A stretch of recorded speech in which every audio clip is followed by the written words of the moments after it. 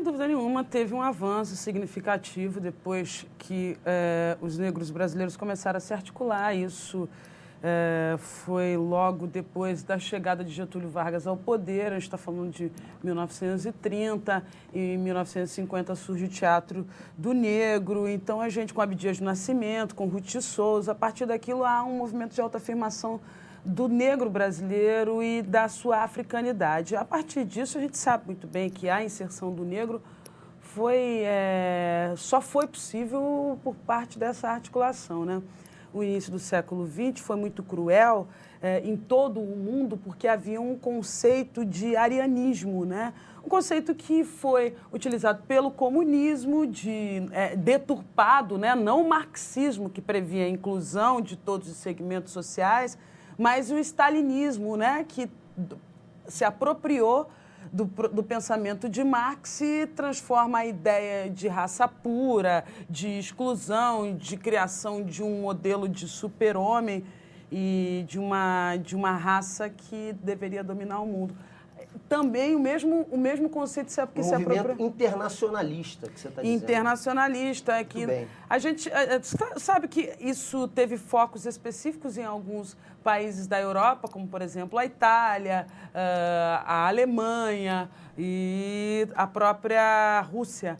Por conta disso, essa ideia de que raça pura, de arianismo, só os brancos representariam isso. Havia, inclusive, uma teoria médica, tamanho da caixa craniana, que os negros eram desfavorecidos intelectualmente, mas teriam extrema capacidade física, dotados sexualmente. Havia toda uma especulação nesse sentido, que foi criando uma ideia de que, inclusive, o negro tinha uma predisposição às práticas criminosas, à prostituição, ao consumo excessivo de bebida alcoólica e outras substâncias ilícitas. Uma coisa tendenciosa. Então, assim, no início do século XX, inclusive aqui no Brasil, nós tínhamos um médico baiano chamado Nina Rodrigues, que ele foi fundador da Universidade de Medicina da Bahia, em que ele criou, então, a ideia de que o negro era desfavorecido intelectualmente, portanto, ele não tinha condição de tomar o poder. Afinal de contas, quando foi abolida a escravidão aqui no Brasil, segundo John Lucock, que veio ao Brasil um pouco antes do fim da escravidão no Brasil, ele teve a impressão, quando desembarcou ali no caso do Porto do Rio de Janeiro, que ele estava na África. Ele disse assim, mas não era a presença desci no ponto errado, eu tenho de ir para o Rio de Janeiro. Tem que voltar para o navio. Não, aqui é Rio de Janeiro, senhor. Aqui não... Mas e os avanços, Cristiane? Você tem notado avanço nessa questão? Sem dúvida, porque se a gente compara lá com aquela ideia de que o negro era desfavorecido intelectualmente, hoje a gente está discutindo o espaço do negro na sociedade. Cadê o negro na televisão? Isso. Cadê o negro... Ainda falta um pouco, na sua opinião. Muito. Mas a gente já consegue provocar uma reflexão, a gente já consegue transformar um feriado em um feriado que era estadual, agora começa a ser levado para o Brasil todo. Zumbi, pouco a pouco, começa a ser reconhecido como um herói verdadeiro. E o que eu acho mais importante nisso tudo é que, pouco a pouco, o negro começa a aparecer de fato, né? Hoje a gente já tem expoentes da beleza negra ocupando a televisão. Claro que ainda falta muito, né?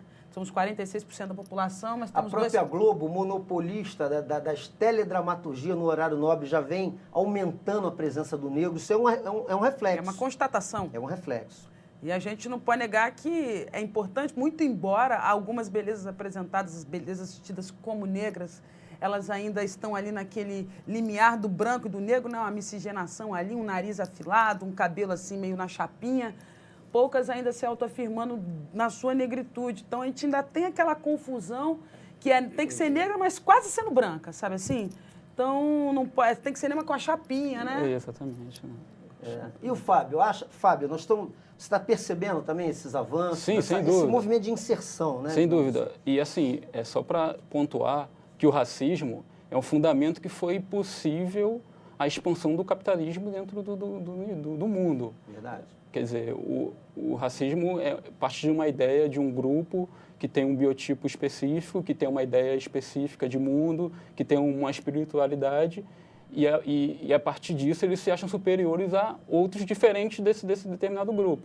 Ou seja, então isso foi possível a questão escravização lá na África, a questão quando houve a questão da colonização, eles chegaram e mataram os índios e teve todo esse processo. E a partir do momento que você começa a resistir a esse tipo de dominação, já é um avanço, já é uma resistência. E se contando hoje, você pega a década de 30 que a Renata citou, você pega a Frente Negra Brasileira. A Frente Negra Brasileira já teve 100 mil militantes. 100 mil militantes espalhados no Brasil. Uma coisa que começou em São Paulo e teve 100 mil militantes. Na década de 70... Mas eu percebo um crescimento, claro, disso aí. Não, exatamente, mas tem a década de 70 que é pontual. É verdade. Que é pontual no sentido que... A explosão do Black is Beautiful. Exatamente, e a questão do negro na universidade. Isso. O negro está na universidade e começa a produzir material teórico sobre sua própria etnia, sobre a etnia, questionando a questão do racismo institucional, que é a questão do papel do Estado para o tratamento com os negros no Brasil, a questão da identidade, a questão da estética, como a Renata citou, a questão da novela. Quer dizer, a gente começa a ter esse questionamento que acaba refletindo atualmente. Né? Eu queria colocar eu li uma coisa, agora eu não me lembro onde, eu sei que foi num jornal, não me lembro o autor, e ele estava exatamente citando isso, até dentro do que a Renata falou, da dificuldade hoje de você estabelecer qual é o percentual de negros na população brasileira em função desse processo de miscigenação. Se eu não me engano, foi o Demétrio Magnoli que fez esse comentário.